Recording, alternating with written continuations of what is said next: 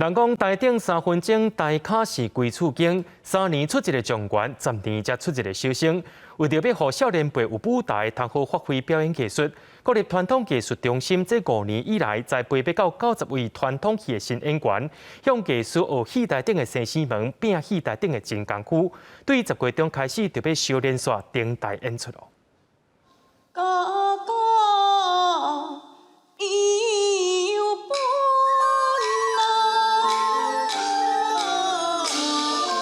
传承新团廖庆基老师的歌韵，演李3年的地温层，加演老家姐江依璇，拢是新团歌戏剧团的新秀。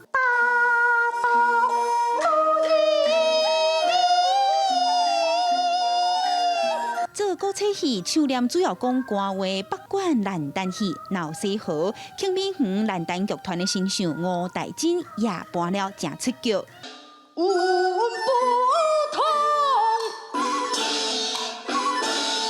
做戏10挂档，邓美云歌戏剧团换心如的表现，也让老师邓美云看到传承的希望。你站出来就是代表着老师嘛，我们的师父传承的这个，所以我们也不能丢老师的脸，那自己也要为自己争气。学戏囡仔袂变歹，敢若亲像咱伫咧学音乐吼，讲学钢琴的囡仔袂变歹，其实学戏的囡仔嘛同款，因为因大部分伫咧戏内面有学到真侪戏如人生，人生如戏，伫内面学到真侪道理。为着保存台湾本土民间剧种，国立传统艺术中心今年第5届的新秀舞台，计共12个团队，16位新秀，对歌戏、客家戏、舞剧到兰丹拢有。台湾的剧团上多是布袋戏，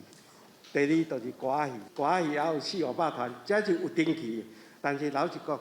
这几年会停多，愈来愈降落去。高大团艺中心已经牵成每挂90位新秀，互因发挥的舞台。今年演出10月中开始，望新世代靠老师的北来，也会当有更较侪人互因掌声加支持。